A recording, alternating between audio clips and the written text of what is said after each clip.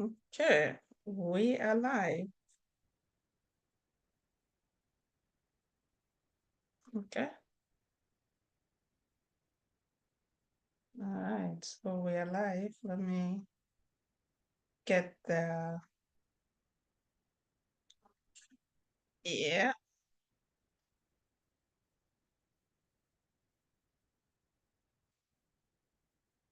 Okay.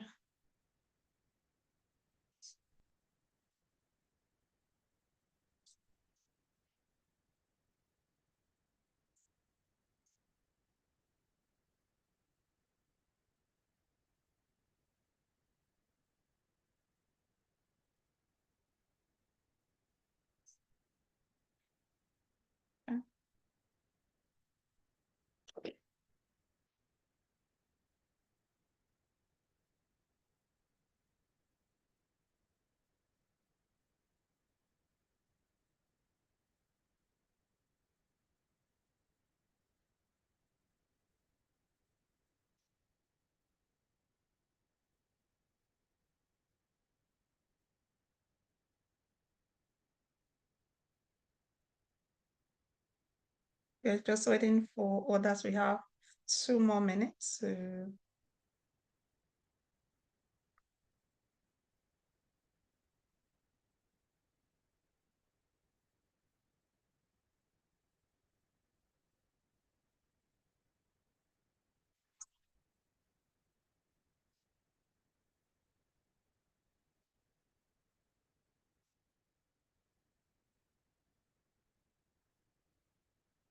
We have 2 more minutes. Mm-hmm.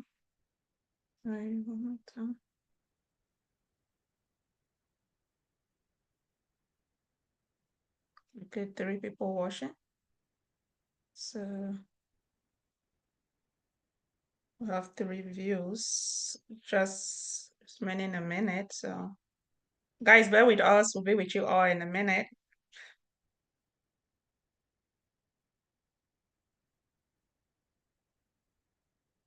Yeah, I'm just trying to share the link.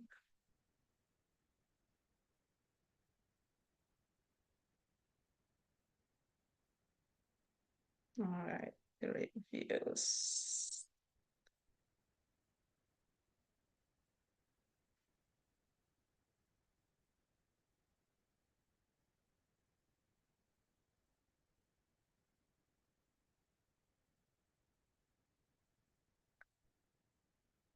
Okay, Shivan, you're off camera though.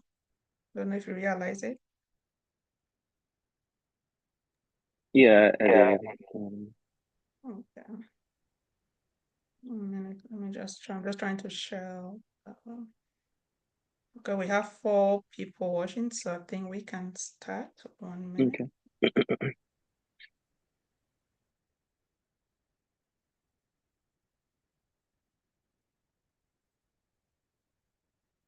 Mhm.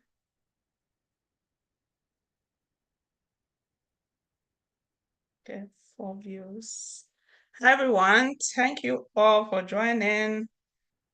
I hope you all are doing all right. Okay. So with that, we're going to start. Hopefully others will join. Again, it will be recorded, so people can always watch it later. And for those watching, please let us know if you can hear us. Please, can someone just send a message to let us know if you can hear us, please?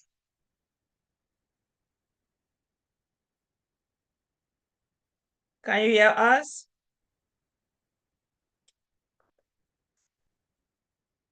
Please let us know if you can hear us. Let me see message.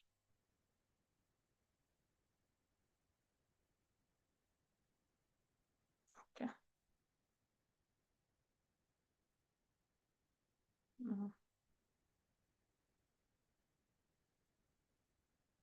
Can you hear us, people?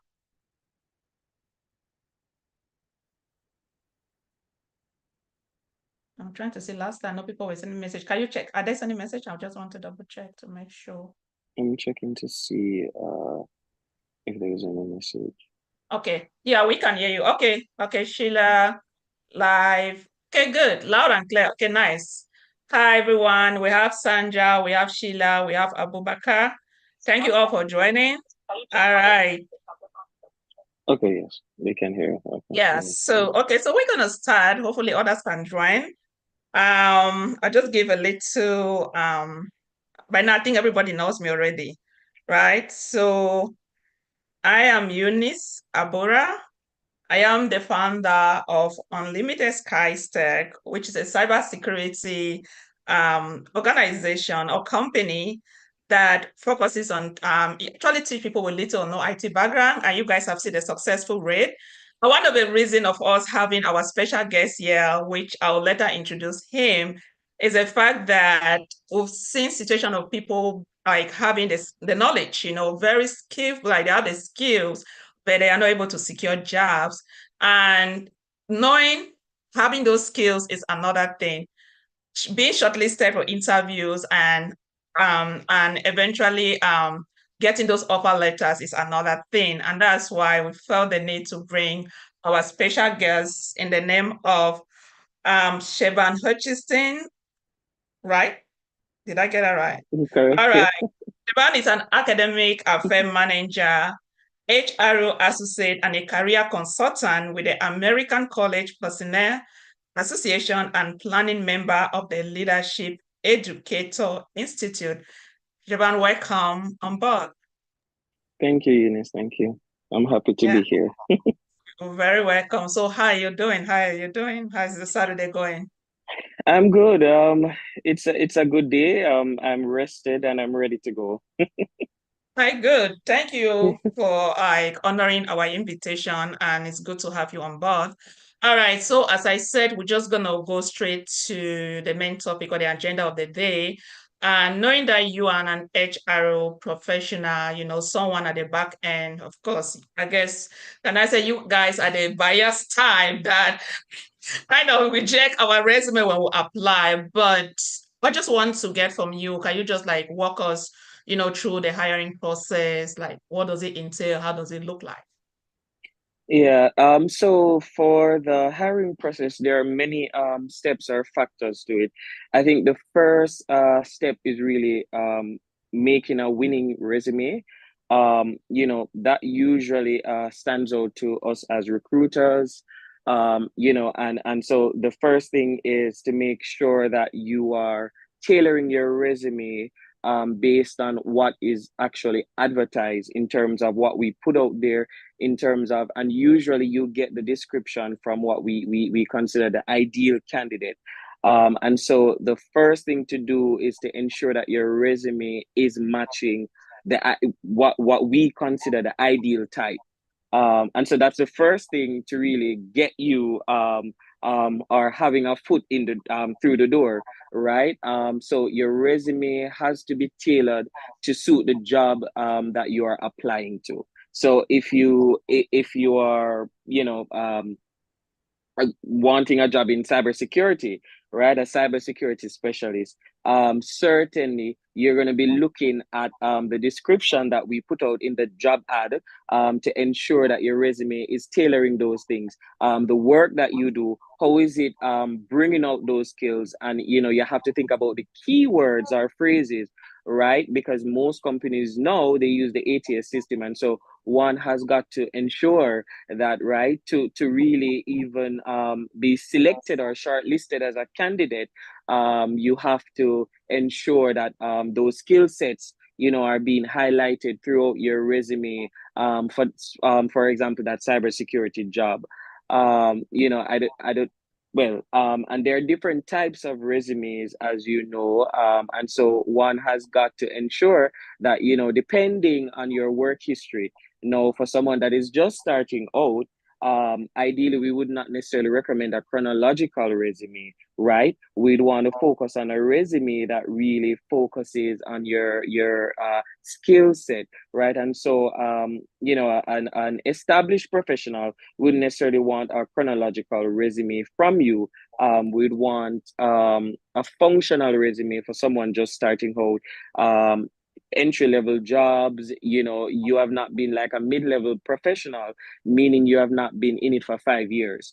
And so your resume would really be a functional resume that really focuses on your skill sets, right? So what are the skill set that you have accomplished, whether maybe through studies, short courses, things like that, to highlight those skill sets.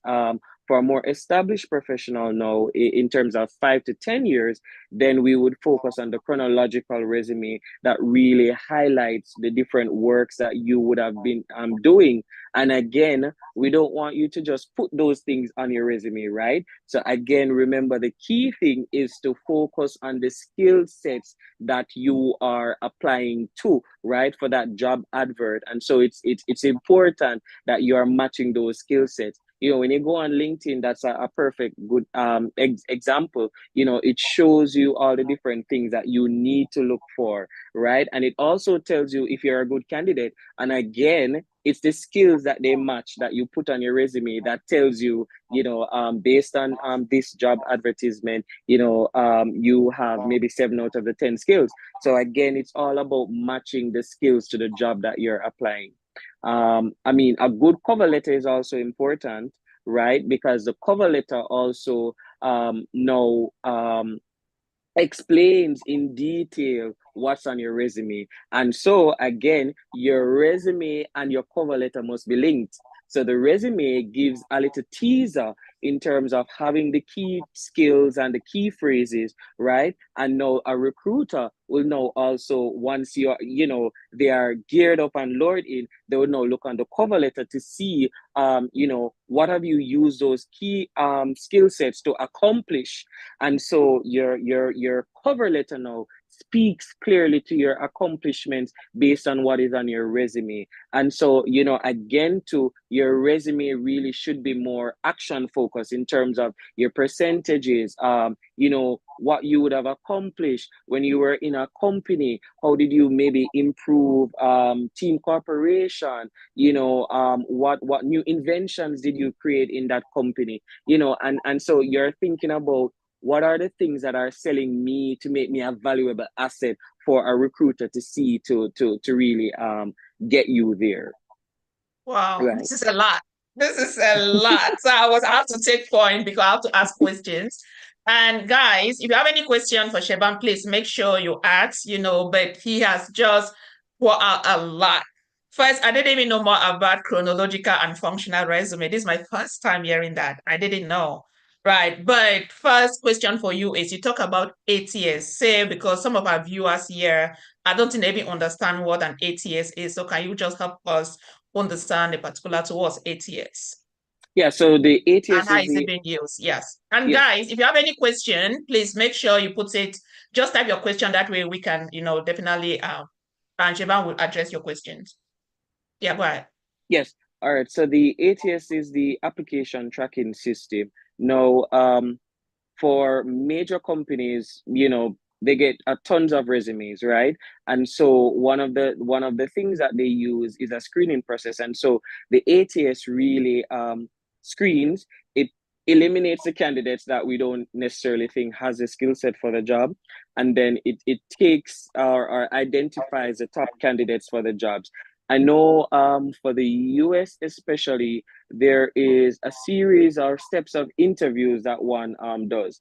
We have the preliminary set of interviews, that you perhaps have round two, and you perhaps also have round three.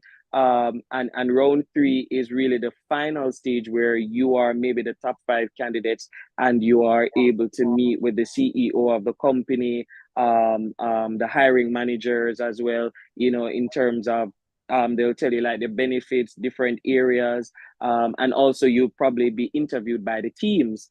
And so there are various types of interviews. So I will go into that later. But yeah. So the ATS really is the first pointer that really screens resumes. And so again, if you go to LinkedIn, you'll see some of that in terms of that tells you, if you're a good candidate for A the good job. fit. Yeah, if you're a good fit and if you really should go ahead and apply for the job, right? And so it's important again to ensure that you have those keywords that will allow one to be picked out, right? And or allow your resume to really jump out for that system. I think most companies tend to use them because it makes it easier, especially if you're having like over 1,000 resumes, right? So there are some jobs that are really popular, and so you will get like over 100 candidates for those jobs. And so really that application tracking system is the first thing that would really screen the resumes and pick out the top set of resumes. And for some companies, how they do it is that the hiring department perhaps would really screen those, pull those good resumes, and then send to the department. And of course, some in terms of the role of the HR consultants, we are more advisors, and then you have some hiring processes where the HR consultants are really the one that is doing the recruitment, the selection, etc. And so that is also very different among companies, particularly in higher education settings as well. For us, it's very different. Sometimes it's the department that would perhaps pick out the candidates. And so, they will send to the various committees. And again, the committees are really going to be looking for these keywords or phrases or key skill sets, I should say, that would really edge you one step closer to landing that dream job. And so again, if you are not necessarily putting these skill sets that the job, it's all about aligning, right, to what the company needs are and how you would best suit or fit into that company based on the position. And so, if you are not using some of these key phrases, and again, I use LinkedIn as a good reference, because that also helps in terms of guiding one in terms of the possible jobs that they want. So again, if you're thinking about cybersecurity, you're thinking about HR or healthcare, look on some of those key terms that LinkedIn does, because I know LinkedIn has like an AI setting as well. So that also helps in terms of some of the key skills that one requires. And so it's about, again, aligning and ensuring that you're linking it and you're pulling out some of these skills that you have to ensure that you pass that first step, which is the ATS tracking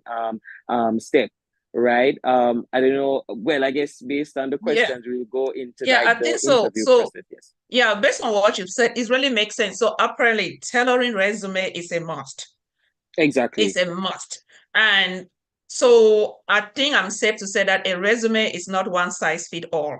No, So it's solely aligned with that job description, because for you to even get past the gatekeeper, the first gatekeeper, which is the ATS, the you ATS. need to Yes, sit down and align, tailor your resume to capture all the keywords. exactly. Wow. Okay, that makes sense, because I've seen situation where you like, and that's why you see like even some professionals nowadays, they have experience. It's not like they don't know, but each time they apply, they just get this rejection. People feel like, the market, yeah, it's highly competitive, but I feel like It is. for you to also stand out, you need to put in that work to get noticed. Exactly. Mm. And I think, again, as you mentioned, Eunice, it's persons are qualified, they perhaps have the years of experience, they probably have the requisite skill sets, but it's not coming out in the resume. And so again, when that's run through the ATS system, then it doesn't comes up. And so that potential candidate that is really a good fit for the job doesn't necessarily get it, because they're not aligning to what the company is advertising. And so it's important to ensure that you bring out that and align to what the company is asking for. Wow, And that makes again, sense.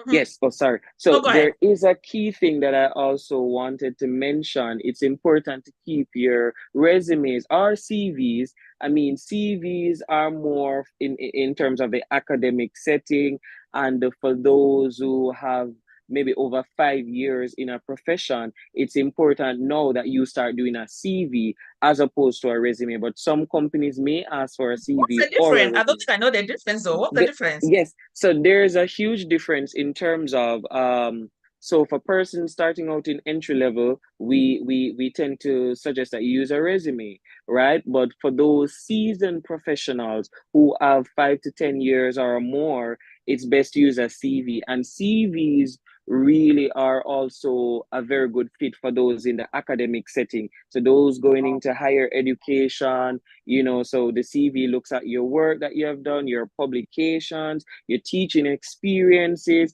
So for those again who are thinking about colleges, community colleges, universities, those are what we would say, in terms of CVs.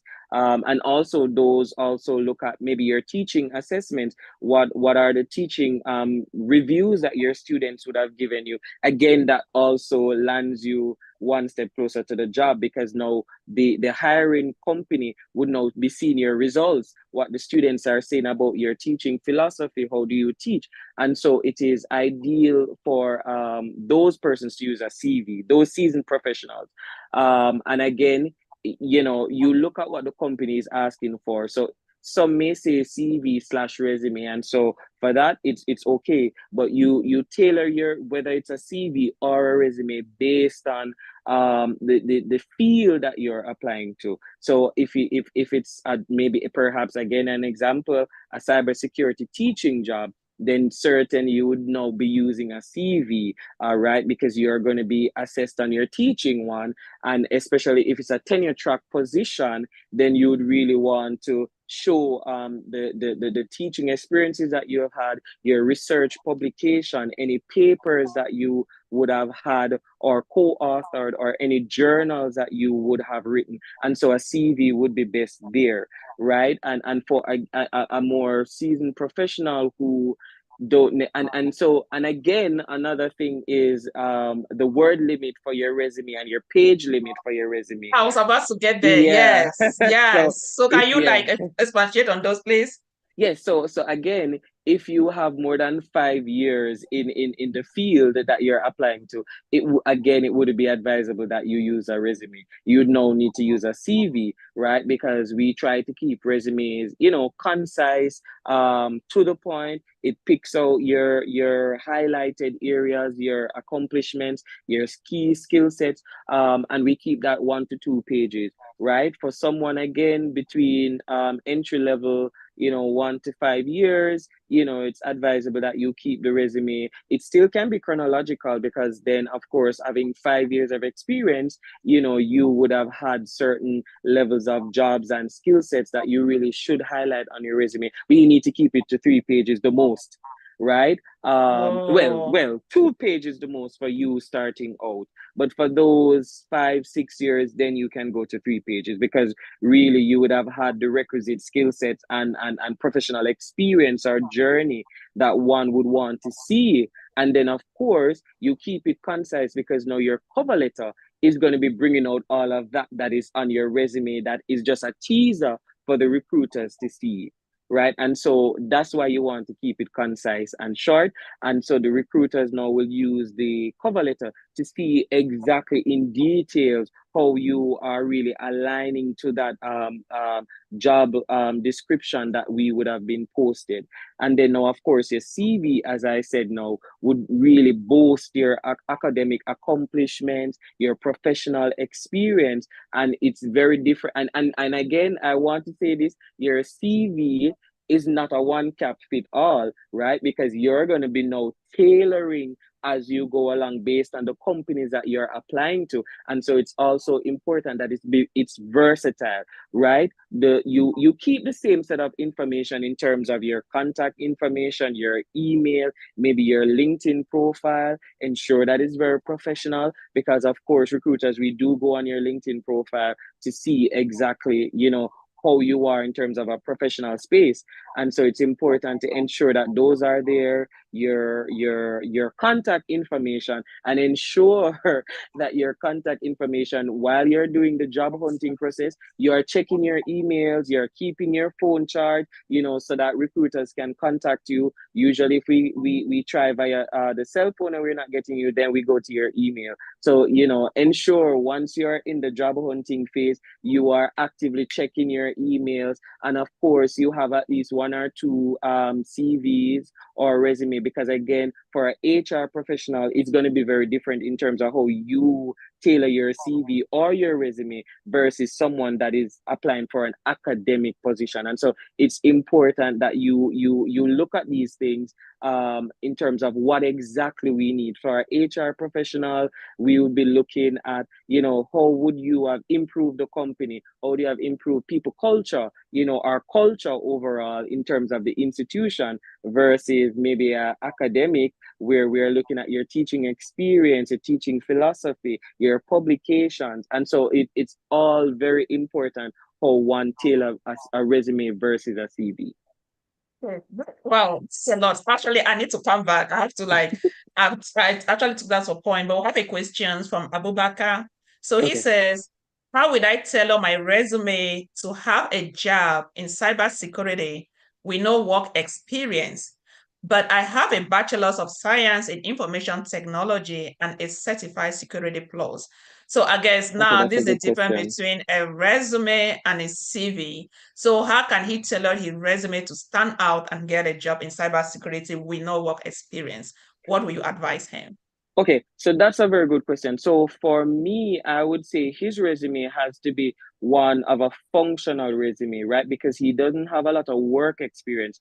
And so, there are numerous functional resume templates that he could pull from the internet. And then what I would suggest is that once he gets one of those, is that he's now going to be highlighting his studies, right? Because then that is going to be what he's going to be playing on. So your certifications that you have, again, so if that would perhaps be maybe an entry level cybersecurity job, and so you have to look at those skill sets that the recruiter is asking for.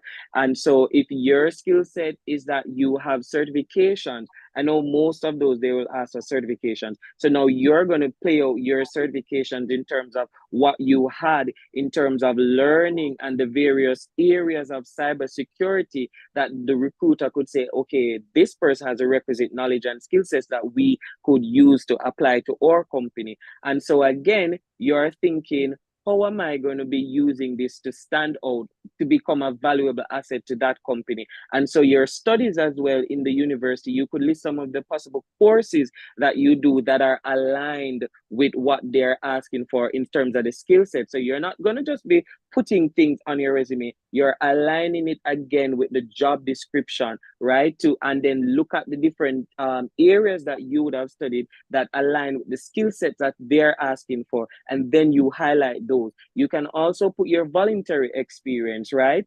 If a voluntary experience was that you worked at Microsoft or a cybersecurity company, that you would have gained some skill sets there in terms of the tools that they would perhaps need you to have knowledge of, then you can also add that to your resume, right? And so essentially you are highlighting all your skill sets and your studies and your certification in terms of matching it with the skill sets that the company requires. I hope that answers the question.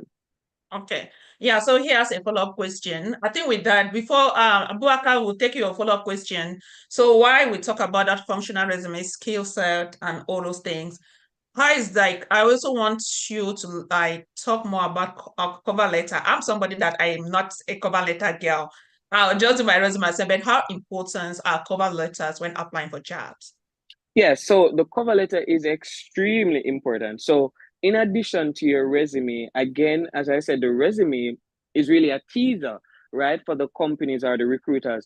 Your cover letter now explains in details how those skill sets were used and how they were acquired, and also how you will be using it to be a valuable asset of their company. So always think about those things. So how are my skill sets going to be explained in terms of what they did, what were my accomplishments using these skill sets or having garnered these skill sets, and now how am I going to be using them to help your company, right? And also your cover letter also states why you really are applying for that job, why you think this company is good for you, why you think, and you can talk about some of the success of that company. So again, it shows Wow. interest because you would have now gone and researched the company to know maybe they're the top five in cybersecurity space. And so, you want to work at this company, and you can think about ways in which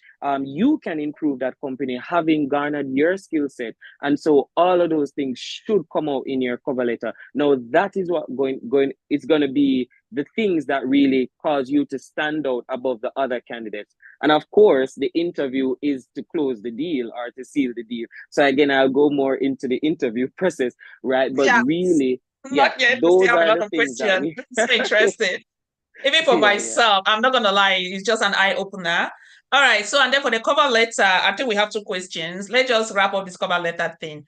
For a Mhm. cover letter, so will it be advisable? Because if a resume can take, I mean, it's a CV, it can take 3 pages. So Well, the how many? CV would take more than 3 pages because your CV now would be you are 5 to 10 years in the Oh, field, and so yes. you can list lots of things. You can list your research. Maybe if you did a master's, what area of studied in your research did you do? See your CV. You can play around with it and list more things, and you'll have more pages for a CV than a resume. And what are the recommended pages for a cover letter? One page, one Oh, page. I mean, okay. More so concise, I just straight see to the people, yeah, point. I see people go 2 pages, but again, it depends. So if we're speaking to more the academics or and so, but I would say ideally a CV should be one sorry, not a CV, a cover letter should really be 1 page. Because again, we get tons of resumes per day. I mean, for me, I take like a 2 minutes, 3 minutes to go through resumes based on the years of experience in terms of what I'm looking for, that a candidate would.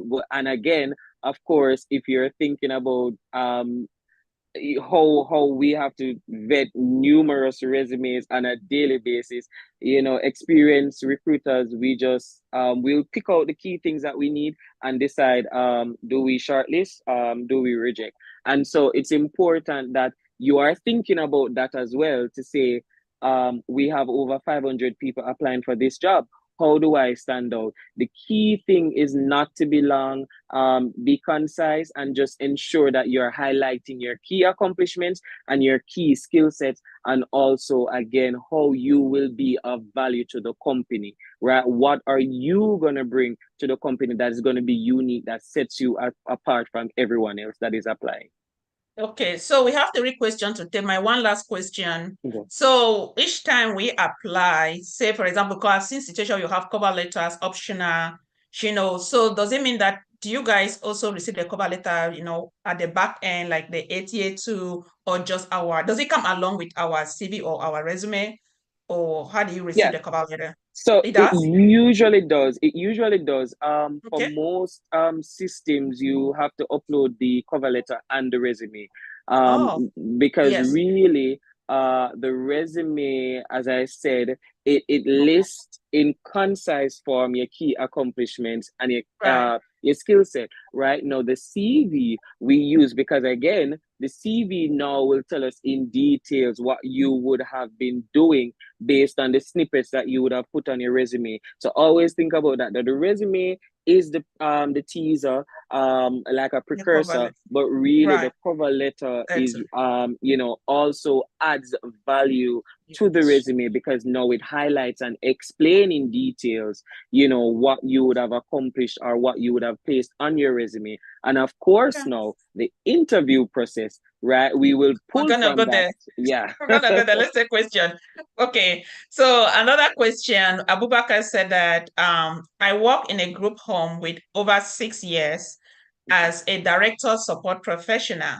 Like I said, had to get an entry-level job as a sub analyst, of which I have an experience working, in group homes. So how can he get a job as a junior, like entry-level SOC analyst. That's Security Operations Center job. So Yeah. Abubakar, before he takes that, I also want to address that, especially in security. So if you are trying to get into security, SOC analyst will not going to be a field where I want to think that I can get an entry-level job. Reason being that a lot of companies outsource that area in cybersecurity for cheaper level. And the reason being that SOC analysts, I call them the cybersecurity CNAs, they work in increments, right? So you guys are over there like tiraging, resolving issue that comes, but you don't see the actual risks that the organization have. And that's why I have a lot of friends that are switching from SOC analysts to GRC. Okay, because SOC analysts, again, they will do that for cheaper level. That's the truth, because Mm-hmm. incident will always happen. They have to resolve it. But in GRC, you don't want to narrow yourself, because just SOC analyst, you are narrowing yourself. That's just like a domain in cybersecurity. Cybersecurity have over 8 domains, or how many domains? And GRC actually covers about 70 or 80% of all those other domains, right? So you want to look more into GRC, where you have plenty of roles and plenty of opportunities, right? And as we said, tailoring your resume, you might be looking for security control assessor, risk and compliance analyst, third-party vendor risk analyst. This is all like GRC related roles, right? So each time you see those roles, all you need to do is just to tailor your resume to reflect it. Yes, just a skill set, tailor it, capture it, and I promise you, you will definitely be shortlisted.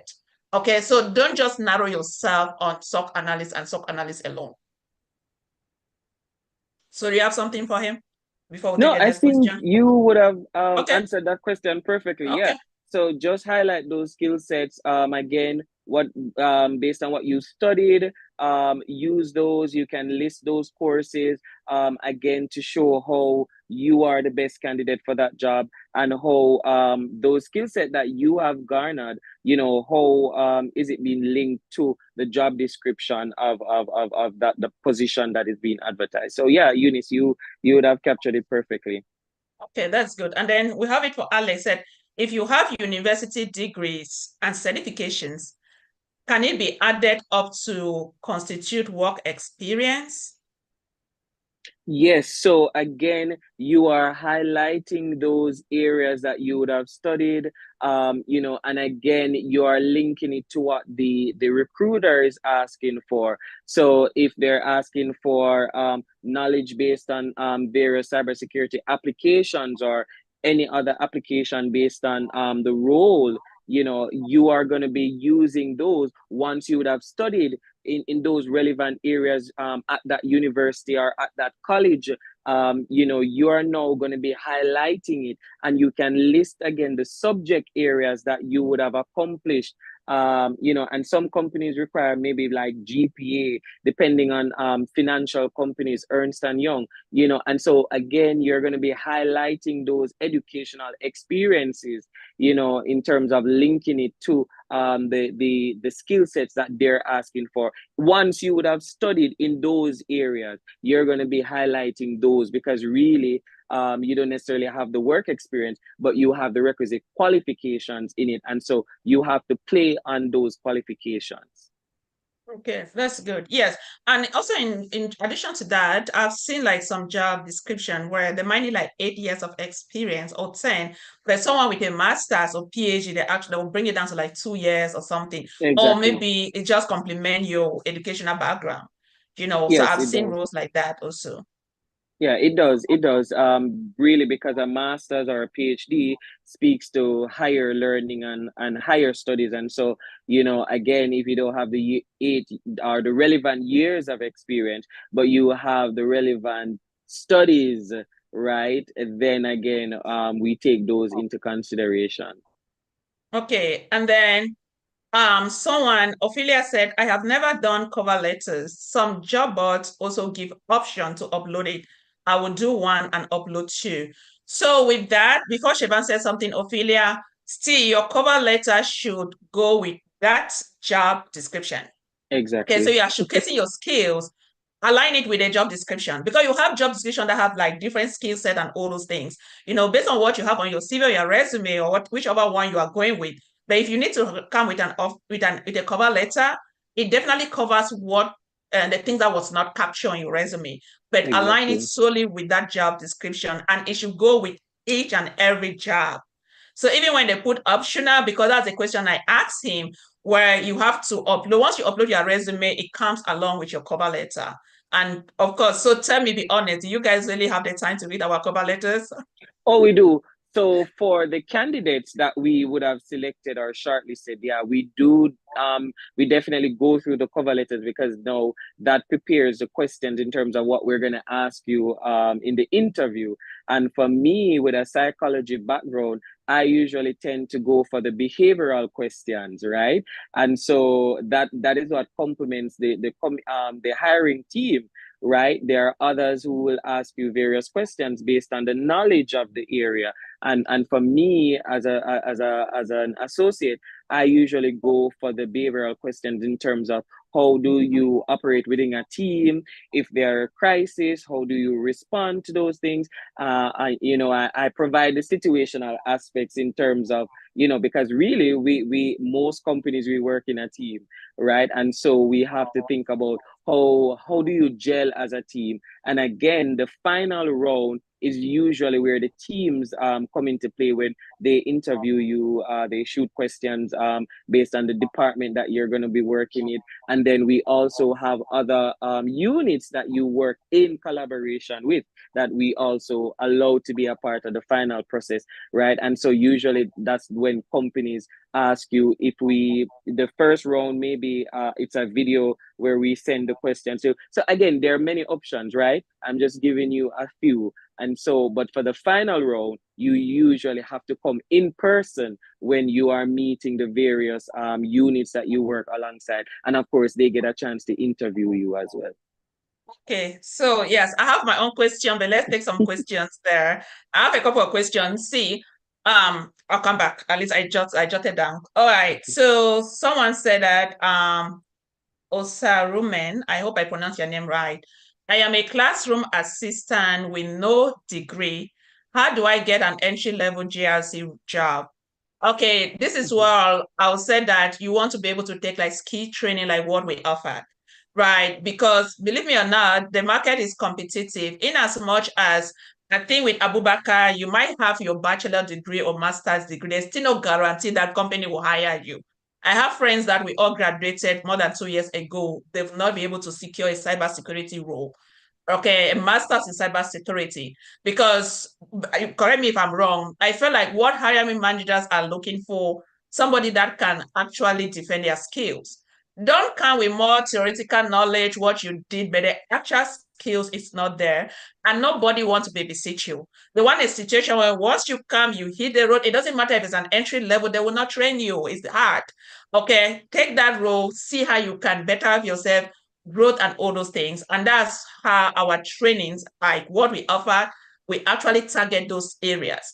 We just have students that got jobs, a lot of them just got jobs with no cybersecurity skill because everything that we do for 4 to 6 months, all like GRC related, are actual experience. So once you have put that on your resume because these are things that you've done, and if you can capture those skill set, they shortlist your resume based on all the advice that Shivan has given us so far. You will be able to back it up because those are things that you've done. These are like actual projects that you're going to do. You're going to come to class, you have to present, and yeah, so that's something that you can also think of taking classes with us. Again, think like if you don't know, reach out to us and we'll also like highlight you better on those. I hope I did answer your question. And then another person said, is cover letter carry that much weight? Yes, it does. It does actually, because a resume, as I said, it's really a precursor. And so your cover letter now really explains in details your accomplishments, and again how having gained these skill sets, right, and having the relevant work experience, how does it now materialize to the benefit of the company, and really that's just the bottom line. Your cover letter is really saying to us, having seen all of this in the snippets, how are you aligning it now to us? How will you help our company to grow? to be successful and to remain, actively involved in the field strategically.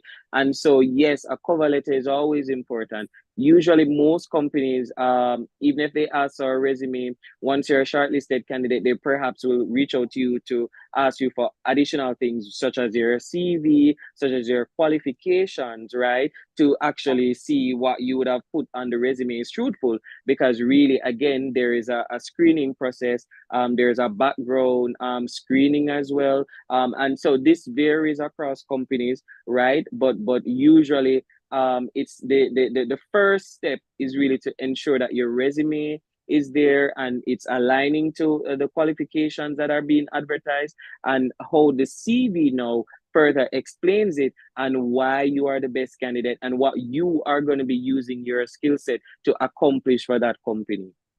Wow, that sounds good. So I think, Joel, we did answer your question. Then Ophelia said, so is it okay to upload on the job boards if they ask, or only if the job gives you option to add? I know ZipRecruiter gives option to add to your profile. So if I can say something, create each, again, it's not one size fit all. If you Yes. see that job, they will ask you, some will just say upload document. Yeah. When you upload it, you can name those documents. You can name it as your resume, your CV, Exactly. or a cover letter. Okay. So even if they don't provide the option for you, still make it a habit to, as he said, now we realize how important cover letters are. To be honest, I have never submitted one in my life. I'm not going to lie, I have never, right? And that's why we learn every day. So just make sure that it's not just a one cover letter that you're going to be shooting like left, No. right. No, no. Once you see that job description, you want to tailor a cover letter that fits it. So each time you have tailored your resume to align with that job description, make sure you also have a cover letter that goes with it.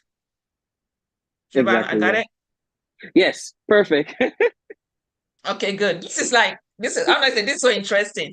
All right. And then Abubakar said, how can I tailor my resume in GRC for RMF categorization step hands on using NIST 860 volume 2? Abubakar, so I'll say that reach out to me, let's talk, okay? Because what you just said, RMF, like make sure you watch all the videos. We have a dedicated playlist. It's an ongoing playlist that we upload videos. You need to understand GRC. You need to understand the RFMP. You need to understand compliance, right? So what you've just said, it is nothing. Like, I don't even know. It doesn't make sense, to be honest. If I'm honest with you, it doesn't make sense. So when we talk about GRC, it encompasses a lot. So you cannot just focus on categorization. No, many a times, most of the GRC role that we're going to get, you will not even categorize a system. Unless maybe you are an ISO or a manager where you have to categorize a system, but that's not even something that you're going to put on your resume, all right? Because you need to like see the job description, you tailor your resume based on that job description. And with this is something that we also taught as students with the help of ChatGPT. I'm not going to lie to you. At this point, if you don't know how to use AI in this era, then you like something is wrong. So as students, we have sat down with them. We taught them how they can tailor their resume to fit the job description. Okay, it's time consuming, it's annoying, but if you take the time to do it, you're gonna be good. Currently, we have a student that just finished her training. She started applying last week. She already have 3 interviews next week. She Nice. sat for one. They are taking her to the second round. And in one of those interviews, she said the recruiter even told her that 800 applicants, they have 800 applications, but her resume was handpicked. So she came out, she was among the 5 top candidates, five, and what she did was she said she changed her resume entirely. She captured all the keywords based on that job description. And that's how, she was shortlisted, and that role was open for just less than a week. Now they've closed it. Nice. So those are some of the things that you need to know. It's not just about, oh, maybe I have this experience, I have this experience, I have this experience, but how can you also, just again, it comes with someone teaching you, having a good mentor. Let me put it that way. And then we have another question. Yes, your skill count on right me. Okay. We have knowledge in RFMS system categorization. I remember at one point in time, I joined your class on YouTube. It was well digested. Yeah, if you have knowledge, that's why I say I don't want you to focus only on RMF. Don't focus only on one regulatory framework, then you are limiting your chances of getting an offer letter. Okay. All our students that have got to receive jobs so far, they are all working as third-party vendor risk analysts, GRC analysts. Because if you limit yourself on those FISMA and FedRAM, that's more of the US federal government, you know. But what happened to all the other companies, private companies that have businesses overseas? Nowadays, like the student that have a job, she needs to know PCI DSS. She needs to know ISO 2701 for international bodies. She needs to know HIPAA, right? So if you just limit yourself still, like it's going to be hard for you to get a job. And that's why if you look at our website, I don't know if you have the chance to visit our website, we have what they call compliant package that covers, embodies everything. So we cover all the core regulatory frameworks, you know, and then we start mapping control where students are really going to do the hands-on project. That way, when you sit, you stand, you talk, you will get an offer letter. Okay. And just to say, maybe one of our students, she graduated, her very first interview went for 3 reps and she got that offer letter. And she's doing just fine. She knows she don't even reach out to us at all. You know, so you need to have this background knowledge. You need to do the actual training. Then, of course, you're going to stand out. Okay, I hope I did answer your question. So, Jevan, I know we spoke about cover letter. How important are preliminary questions? Those questions, so that's something that I always just skipped, you know. And I think I learned that from one of my students that got an offer letter. She's like, she felt like that was the reason because she tell her resume. And then when she had those questions, she actually reached out to me. We sat down and we answered those questions. How important are those preliminary questions to when applying for jobs?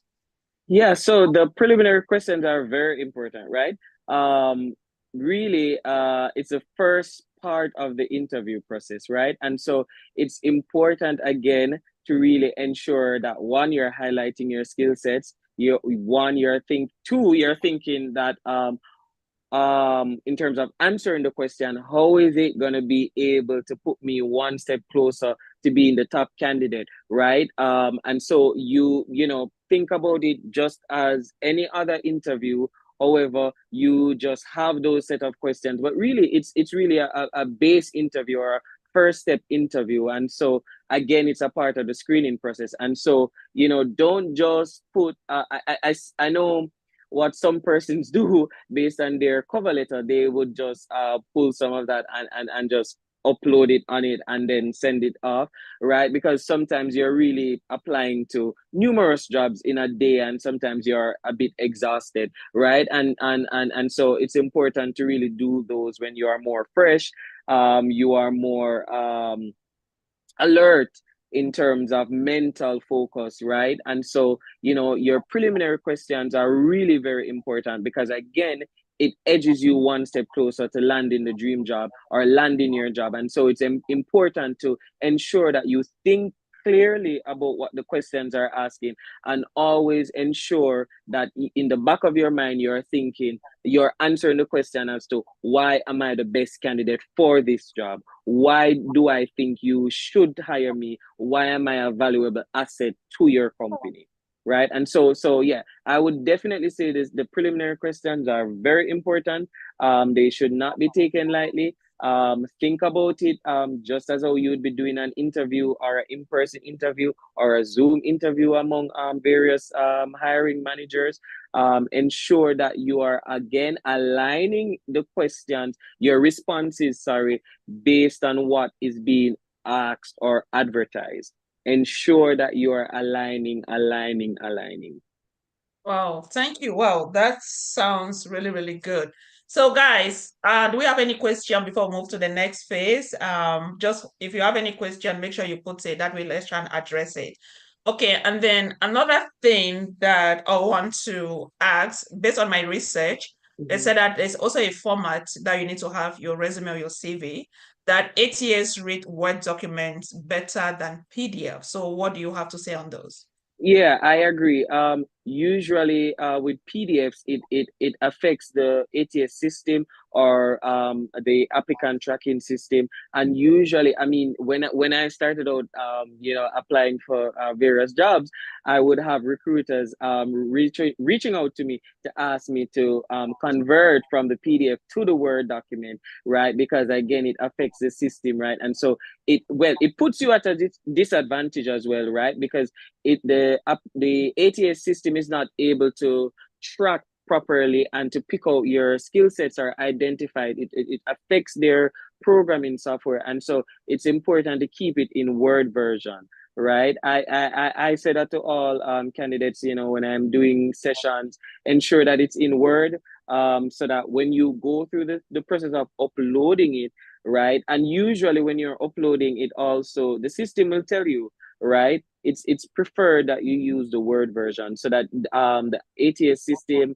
it goes through that process and it's easily tracked, right? For some candidates, really, if it's a problem and they can't properly track, then we'll just bypass it. Because again, if you're thinking about having over 500 resumes to go through or over 800, depending on how many subs applications that we get, we leave it, right? But if a candidate really is someone that stands out to us, then we usually reach out to them to ask them to convert. Because I've had that even in my job hunting experience where they asked me to change it to Word version. So it's preferred to use the Word version rather than PDF.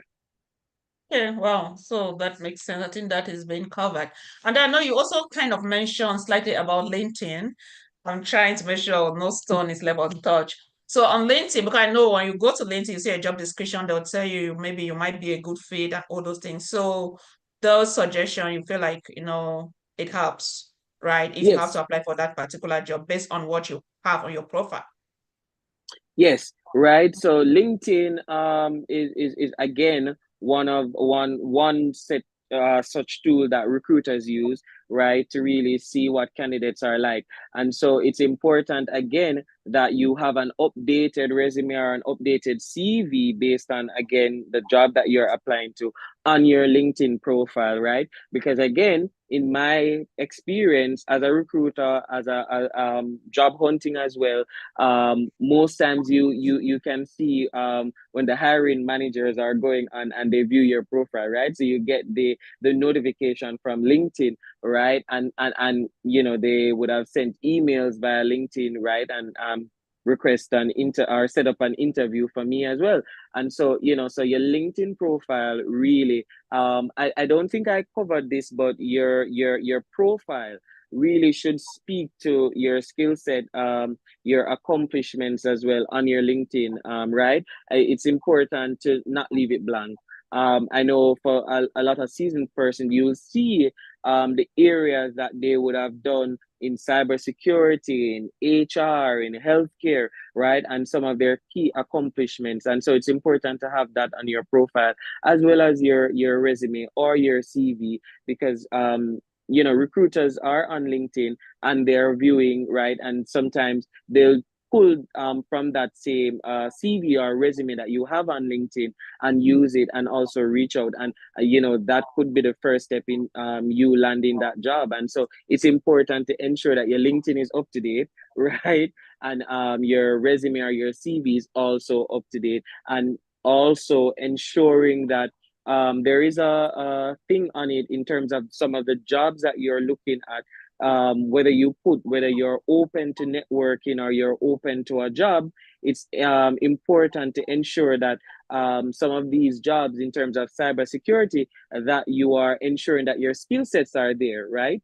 Because again, that system, if you don't necessarily have those skill set on it, the system will bypass you and tell you that you're not a good candidate for the job, right? And that goes to the recruiter. And so it's important to ensure that you are highlighting those skill sets on it, or you have those skill sets on it.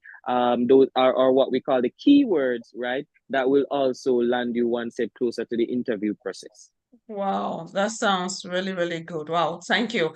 And then let me see. I think we're done with those. So let's talk about interviewing. Like, Yeah.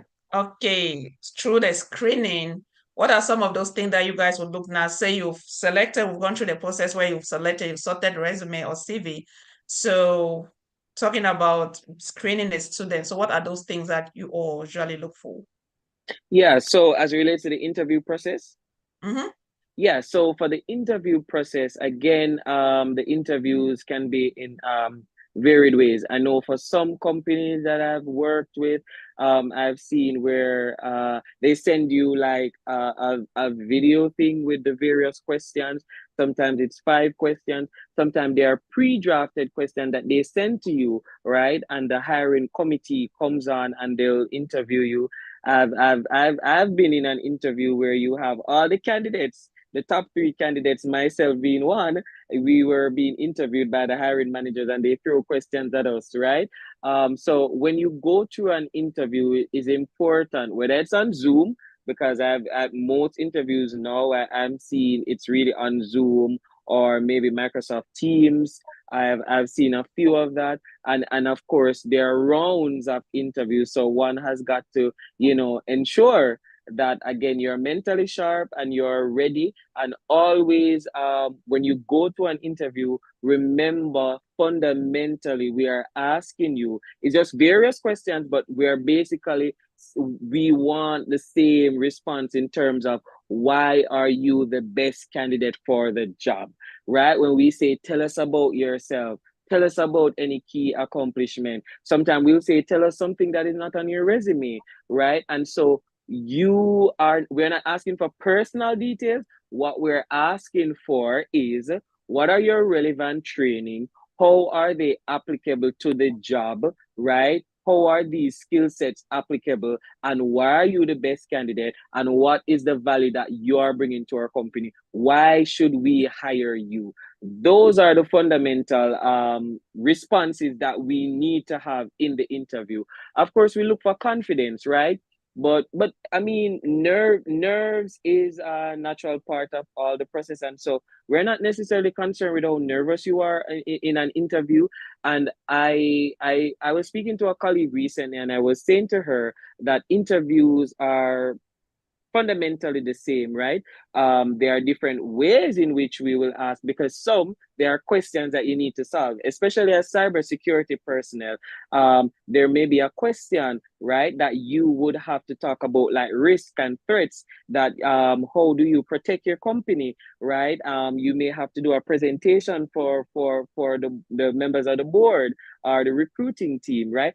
But essentially what we're asking for is why are you the best candidate for the job. And so it's important to also think, especially when those persons are doing presentations, right, who are not necessarily comfortable doing presentations. For some jobs you have to do a presentation to the members of the recruiting team, and so always think about it as a conversation, right? Because I know sometimes persons are afraid of public speaking, but practice is also important. Practice, practice, practice until you become comfortable. But always think of an interview as a conversation that you're having, and always ensuring that you are bringing out your skill sets, and ensuring that you are selling to the recruiter that you are the best candidate for the job, and this is what you're going to be bringing to the company. And again, for me, I always, again, will go for the more situational, the more psychological, the behavioral questions. And so those are the type of questions I will throw on candidates in terms of, Hmm. how do you work in a team when there's a deadline, when there's a missed deadline? How do you manage the team when there is crisis? How do you operate in a crisis? And so for me, chat gpt has a wealth of resource that persons could use in terms of tricks or tips, in terms of preparing for an interview. But it's Right. always good to ensure that you're preparing and you're practicing, especially if you're someone that doesn't like to do a lot of talking, right? And again, some interviews you may have maybe a group of candidates, right? Especially in higher education settings, it's usually like a group of candidates, and usually for the rounds, you will meet these persons. And so it's important to do practices. Don't be thrown off by the numbers of persons joining the Zoom call for the interview. Just Mm-hmm. ensure that you're practicing, ensure that whatever you put on your resume, you can speak to it, because I've seen those mistakes where candidates would put things on their resume where we ask them the question, they can't speak to it, which speaks to your ethical practices. And so, really, if you can't speak to what is on your resume or in your cover letter that we may pull from and ask a question, then it means you're not truthful, right? And so again, ensure that these things that you put on, you're able to back them up based on the questions that we ask, right? That is very important, right? Because that Ah, now can determine if you're a candidate that will go forward into the next round. wow, this really makes sense. Yeah, somebody said that have I stopped making videos? Sorry, Bida, she's working today, or he or she is working today. I said no, I haven't stopped. It's an ongoing series. I already have like a strategy as to what type of videos I'll need to upload. I'm giving people the time for them to digest because I've already put out a lot. And because each video builds on the previous one, you can, jump to the next video without you understanding all the other videos I've uploaded. But sometime in a couple of days, I have a couple of videos I'll be uploading. Okay, but I haven't stopped. That's an ongoing series. It's gonna go for like forever because we will be providing like a complete GRC training. So stay tuned. We are working on that. Yeah, Jevan, thank you so much. I'm just giving them some time. If anybody have a question or maybe you have some more light to throw, but I feel like, oh, one more question. So I know we'll talk about accomplishment. Is it also important to have like an accomplishment on your resume, just like a sentence or two? Yeah, so definitely. So in your resume, right, when you speak to the professional experiences, right, Mm-hmm. it's advisable. In fact, it is important that you put your accomplishments in it, right? And so Okay. that's why we speak to the action aspect of your resume, in terms Okay. of you re-engineered, you re-administered, you created, right? You identified. And so numbers, statistics are good. So if you would have improved company profit by 50%, 60%, it's important that you put those in your resume, right? Because again, as you mentioned, the resume is the first step, right, for a recruiter, and to grab the recruiter, right, to say that you are the best candidate for this job. So it's important that you ensure that your accomplishments are on your resume, right? And again, the cover letter now would definitely speak further to your accomplishment in terms of what you would have garnered. But again, if a company only asks for a resume, you have to ensure that you have your accomplishments on it, so that again, you are standing out from the rest of the other candidates who are applying for the job. Okay, good. That sounds good. And then Letitia said, what are the best questions to ask interviewers at the end of the interview? Those are, yes, that's a good question. So I would definitely say you can ask things in terms of the company's culture. I would always say refrain from asking about like a salary package. Usually, in my experiences, I know, especially for the US, they generally list the salary range, right? For some companies, based on the state regulations or legislations, they don't necessarily have to list the salary, but you could do your research to ensure that based on that state or your country, depending, right? They would have various salary ranges, right? And so it's not advisable that you ask in the first round of your interview, but I would say you can ask questions about company's culture. That's important because an interview is really a two-way process, right? So after the recruiters have interviewed you, you're now going to be interviewing them to see if this is a company you want to stay, right? If they have a toxic culture, you don't necessarily want to be there. And so, you ask questions about their culture. You can ask about your benefits. What are the possible benefits that the company allows? Whether there is tuition benefit, depending on if you're working at a college or a university, they sometimes have tuition remission. So for you or your spouse or your children. And so it's important to ask about those things. You can ask about, I think one of the things I would definitely say it's important to ask about, what is the expectation of the Right, person in the role. I think for me, when hiring candidates, well, we do that in the onboarding process, right? And so the onboarding process is now when you have landed the job and how we assimilate you into our company culture, right? Learning about the company's policy, learning about the actual role that you're going to be in, and how HR provides that support for you in terms of adjusting to the company. But the expectation of the person coming into that role is important. Sometimes your supervisor is also a part of that hiring process. And so it's important to allow that supervisor, that lead person who you're going to be working with, to speak to what the role or the expectation of the person for this role is coming in, because then you don't want to get the job and then you're not meeting the expectation of your supervisor. So the company will hire you, but your supervisor is who assesses you or does your appraisal, and that's another story, right? But you don't want to get the job and then you're not living up to the expectation of your supervisor. right. And so it's important to ask about what is the expectation of the person coming into that role. And also, I would also say, what are the support mechanism in place for you coming into that role? Because no, that is important, because you don't want to get a job and you don't necessarily have the support systems in place. Because that now determines your longevity in the company. Am I going to stay where I'm not getting any support? And so again, your supervisor tend to be the one that really answers that in terms of what are your needs, how am I going to help you to be better in this role as your mentor, as your supervisor? And so also you can ask about what are like professional development opportunities available to you, and also the scope for growth.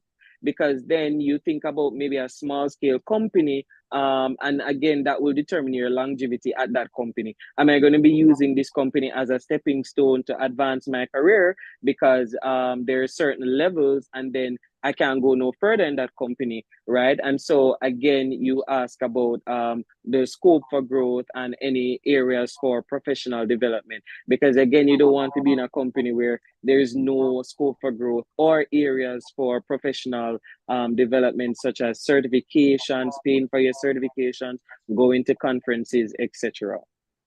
Wow.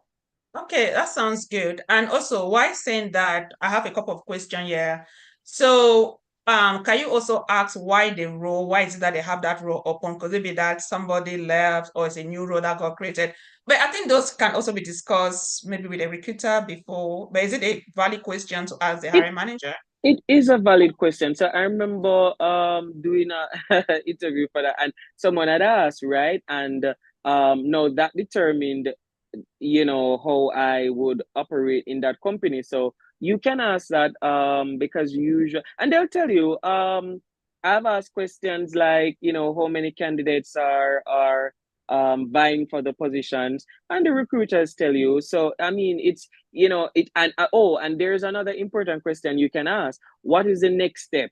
So after this interview process, what is the next step? Because then they'll tell you, maybe there's another round, so they'll tell you all of that. But yeah, you definitely can ask. I remember asking that because in the role, there were no support staff for me. And so I'd ask, and they said that, well, most of the persons resigned. No, no, that means there was a trouble Yeah. in terms of company culture, and in terms of their rate, in terms of turnover. And so for me, I would have, based on that interview, knew that I would not have gone further with the rounds, and I respectfully declined and dropped out of that candidacy, because there were no support staff. All the staff had resigned, and the person previously in the role had also resigned.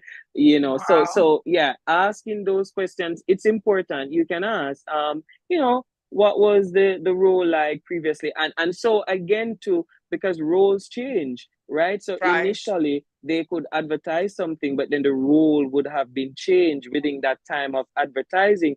And so they'll also tell you, I've had recruiters telling me that, the role is now being reimagined. Initially what we would have advertised, we are now thinking about merging it or transforming it into something else. And so again, asking those questions, because again, as I said, an interview is a two-way process. Having learned about the company, now you now have to decide if this is really the company that I want to stay to further my professional growth and development. Wow, sounds good. Oh my goodness, this session I think I needed for myself. Okay, I don't know about you people. Okay, we have a couple of questions. Let's take those. Abubakar, you said this session is fantastic. Thank you so much for the ideas. Thank you too, and please help to share it with your friends. This is to be honest, like I am amazed myself. So help us share this, with your friends and family. Then Sheila said that what are the best? Let me see that question. What are the best postures to use during an interview? Like body Okay, posture, like postures. what? Yeah, Okay. what are the best postures to use during an interview? Yeah, so it's always good to maintain eye contact. Always ensure that you're upright, right? Don't slouch, right? Because then that speaks to your confidence. Ensuring that you're maintaining eye contact with them. I mean, if you're in the interview physically, ensure that you have eye contact. Especially a nice handshake is also good when you come in and you meet recruiters, etc. But I mean, for me, I've seen now most interviews are really via Zoom or Microsoft Teams, especially because you're interviewing candidates for remote jobs opportunity, especially in cybersecurity. It tends to be remote, and so ensure that you have the proper clothing in terms of what they will see. Most times they're seen just up here, right?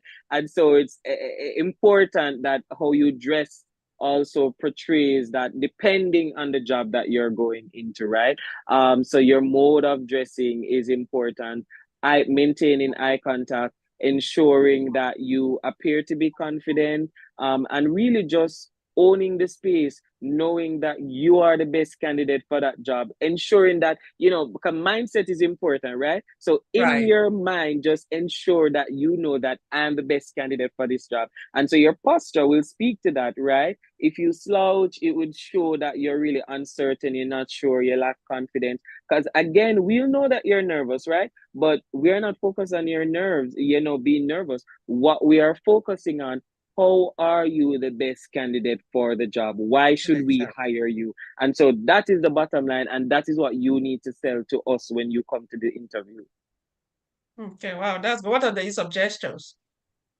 Yeah, so the gestures are fine, right? But they must be minimal, right? Because sometimes we know when someone over gesticulates, it means they're nervous, right? So ensure that it's to the minimal, right? And Okay. if you want to use the hand gestures to highlight or show something, as I'm doing now, right? But ensure that it's minimal, because sometimes I know persons will tend to fidget and your hands, and so that shows that you're really not so confident.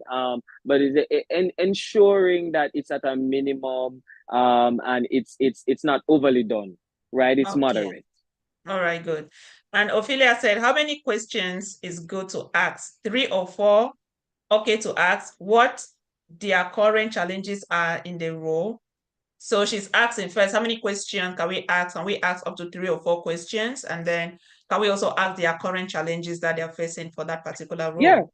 certainly. Or you could even, based on your research, you could even bring that up to say that based on this challenge that you're facing, this is my solution. This is what I could bring to the table as a valuable asset to your company. But yeah, that's a good question. I would say 3 to 4 the most. You don't want to ask too many questions. But yeah, 3 questions the most, or 4, depending. And again, it's always good to assess your recruiters, right? If it appears that they're tired and stuff, you don't want to necessarily ask too many questions, right? Because then, that can not necessarily go so well for you. But you want to it's always good to assess the room and to ensure that you are feeding or feeling the vibe of your recruiters or the interviewers. That's also important, in terms of the tempo, how you speak, you could make them engage you more or make them not engage you. So it's also important that you are really bringing that energy to the room. The recruiters may be very tired, right? They have been interviewing a set of candidates from morning, and you are now maybe a candidate for the afternoon. So it's important that your energy is there. And so if you see that the recruiters may be a bit tired, you don't necessarily want to be throwing too many questions at them, but you at least could go maximum three, to ensure that one, you are getting value out of that interview, because you also want to be confident, right, that this is the company that you want to work. And so you have to think about maybe your top three questions that you want to ask to gain further insights if this is a company that you want to continue to work with or continue the interview process with. Okay, that's good. Ophelia, I hope we answer your question. And then Abubakar said that, can you give a value statement at the end of the interview? Yes, you can, because again, you're trying to seal the deal, so it's perfectly fine. But again, it's reading the room, thinking, assessing the situation. And if that will make you edge one step closer, then certainly you can. And you also can put it in your cover letter. So again, it all depends.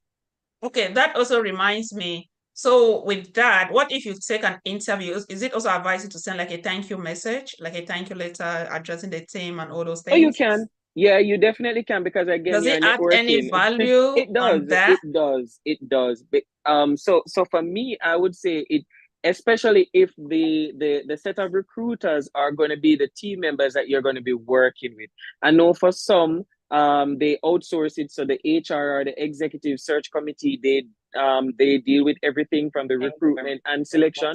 But if they are the set of persons that you're going to be working with, right? You want to again edge one step closer to be the best candidate for that job. And so it's, yeah, a follow-up email, a follow-up note, because sometimes maybe they would have several candidates, and you sending an email would really show some interest in terms of, and also that helps in terms of your communication style. They can see how you communicate. And so yeah, a follow-up email from me, I generally do that after an interview.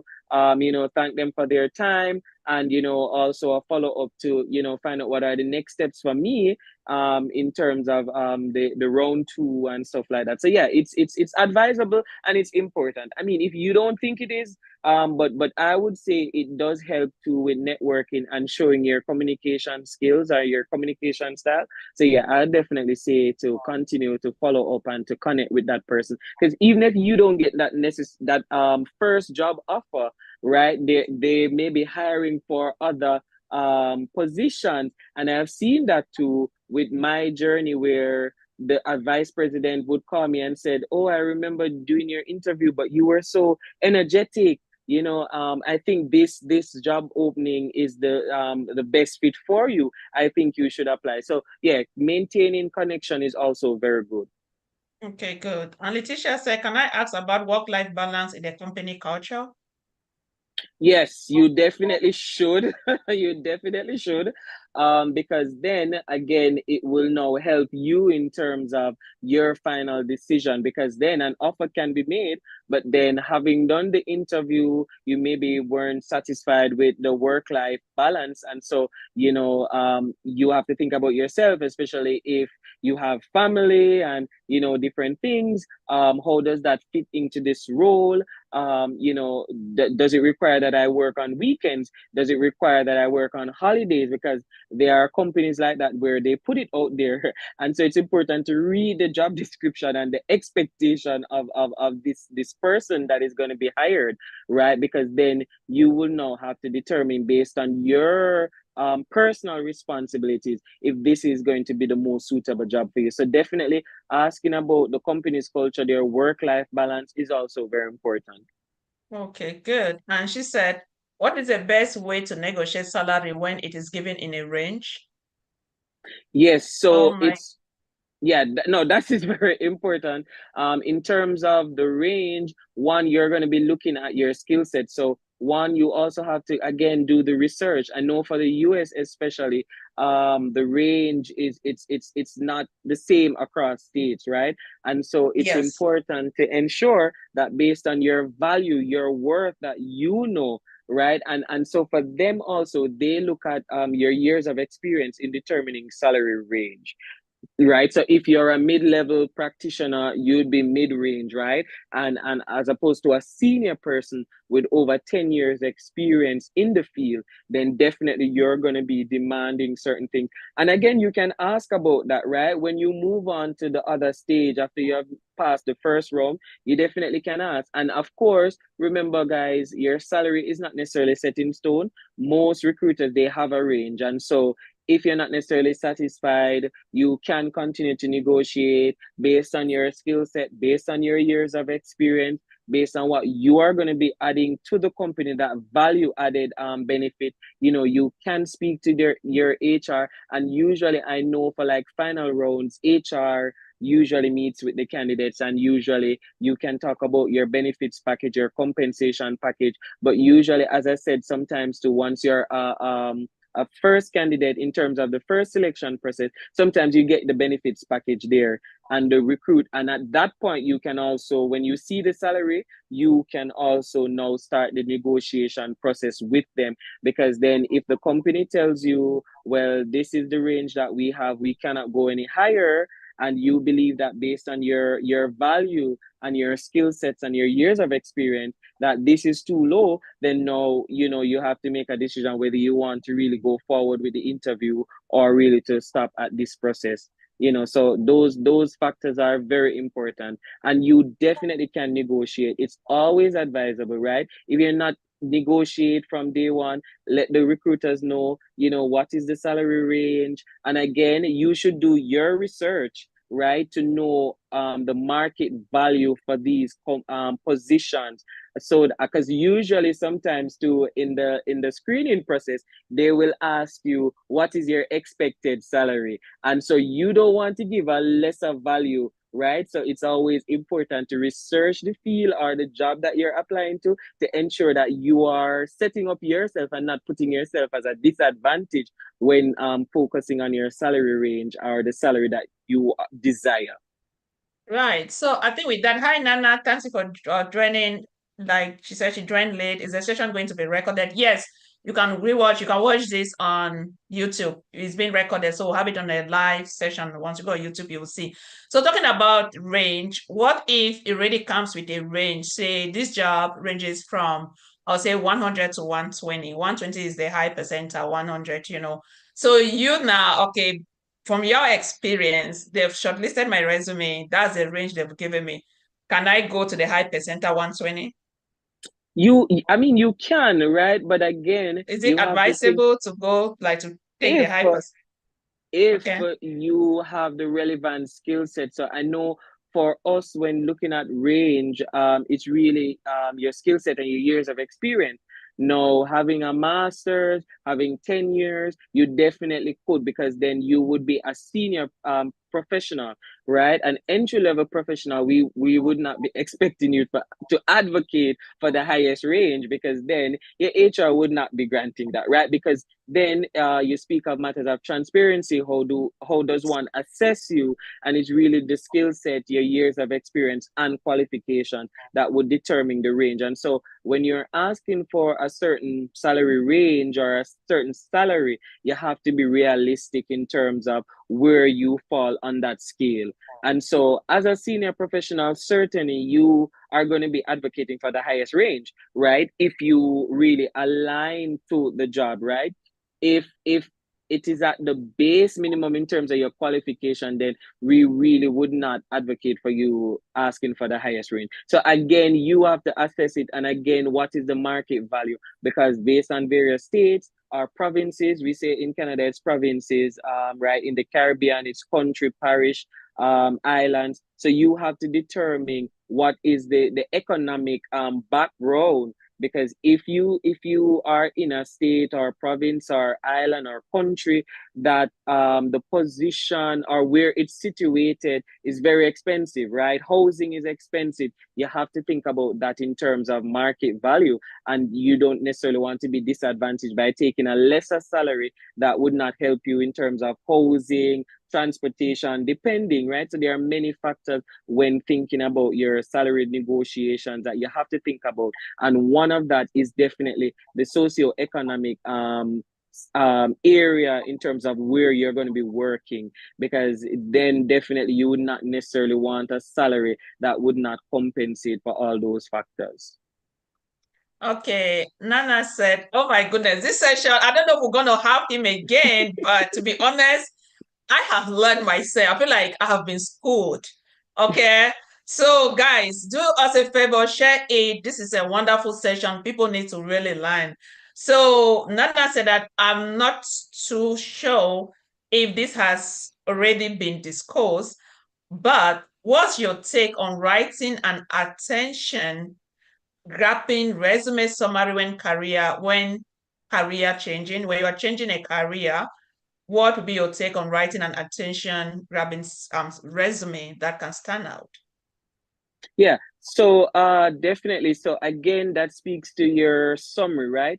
And I always say to people, think about your summary as your brand. What is it saying about you? Now, if you are, say, probably moving from higher education now to the corporate field, having garnered whatever knowledge or skill set from that field, how does it translate to the field that you're going to be going into now? And I think someone mentioned that they were home care personnel and Yes. they were transitioning or want to transition into Yeah, I think she came late. cybersecurity. Yeah, Okay, like the yeah. lady as if she So came late. Yeah, okay. yes. Yeah. So I would use that example, right? You could think about those skill set that you would have garnered from working in home care. And what are those skill sets? How are they transferable to know the field that you're going to be going into? So if your field is cybersecurity, how does working with people in a team translate to your caring, your knowledge, how does it transfer now to that area of cybersecurity? Because again, you may have to work in a team more than likely, and you have direct reports. How do you work in terms of your interpersonal skills? How do you assess dangers or risk? So think about the transferable skill sets that you can use from that area, having garnered those years of experience. And I would say to people, don't trap yourself in, because we move from career to career. And so again, so that question is very good, but I would say think about the transferable skills that you would have learned while being in the previous career and now transitioning. How does those skill set translate to that position? And so your summary really speaks to those accomplishments and those skill sets that are transferable, right? Think about the transferable skill sets that one can use as an asset that you can advertise in your job summary. Yeah, that's good. Yeah. And we're about to run off. I was thinking this thing is gonna last under 1 hour, but to be honest, it's been really, really interesting and insightful. Also, we have our training coming up January 20th. And just again, guys, make sure you subscribe, have your notification turned on because we will have some free training. It doesn't matter your background, where you are coming from, you're gonna benefit a lot. So Nana, please let us know transferable skill, got it. All right. So I don't know if you are trying to get into security or really have those skills. If you need any help, let us know. I'll be more than happy to guide you. Okay. So I don't think we have any question. I'll just give them like one more That's minute good. and then yeah, this has really We did been so well. We did well.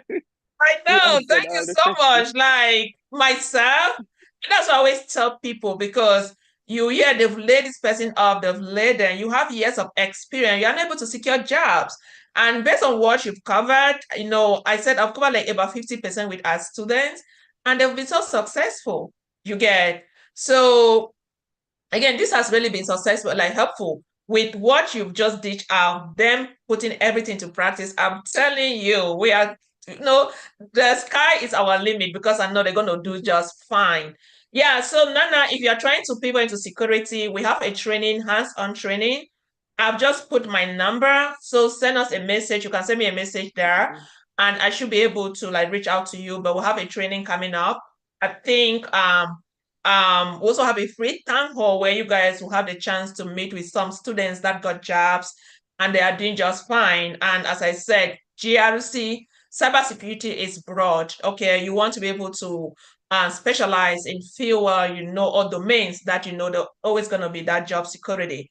Right. So I know there's so much information, misinformation out there. So it doesn't matter where you are coming from. It doesn't matter your background or your IT background. I have students with zero IT background, students with no like bachelors, but they've just secured jobs and they are doing just fine.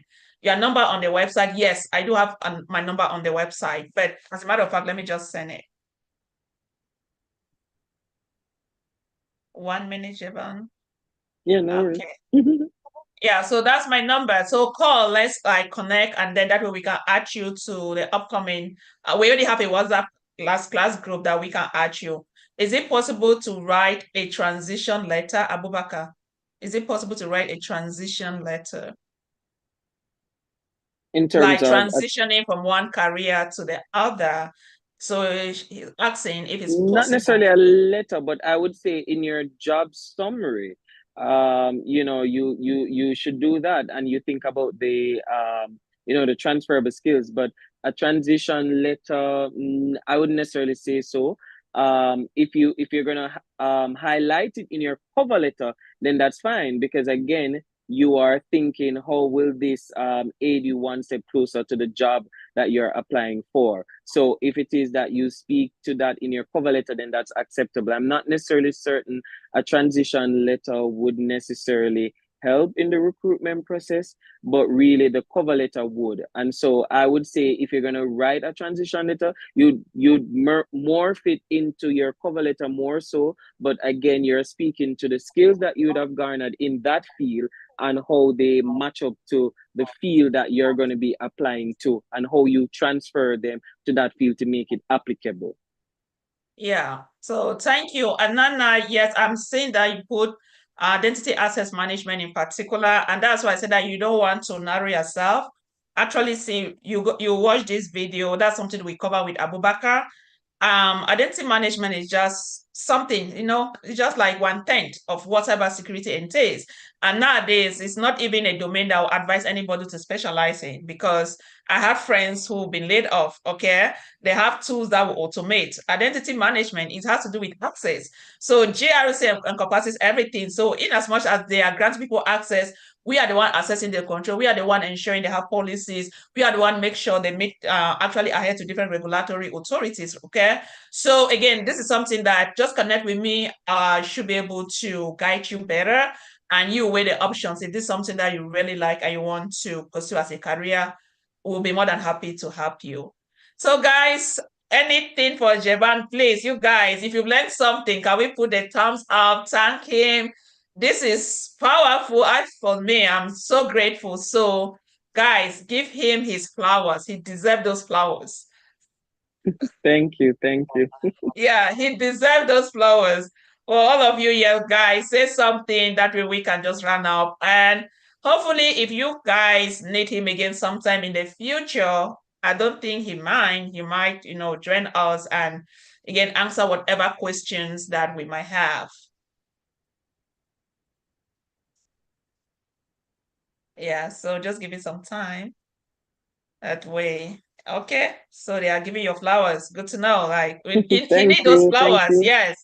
He need it. Yeah, he need it. This is so insightful. I'm not gonna lie. Like it's a lot of information. I myself, I have to go and watch it because you have to break it down. You have to take your time to understand how it works, from ATS to cover letters to primary questions to it's just a whole lot you know. All right. Thank you all for joining. And again, if you have any question, what's the gentleman name? Oh my goodness, Nana. What's your name? Siobhan Hutchinson. Yeah. So So I'm on actually, LinkedIn I'm as gonna well. So yeah. upload the how they call the thumbnail. The thumbnail has his name. So this video I'll edit it, have like the title, the summary, and the thumbnail. Yes. Yeah, but he's great. He's great. Thank you. Thank you Thank so you. much, Eban, for joining. I Yeah, it really has been my appreciate it. pleasure. And again, if they say they want you, know that I'm gonna, book you. That way Sure, we can come for a certainly. more live show. All right. Thank No you so worries. much. I appreciate it. Bye bye. All right. Bye bye. Yeah.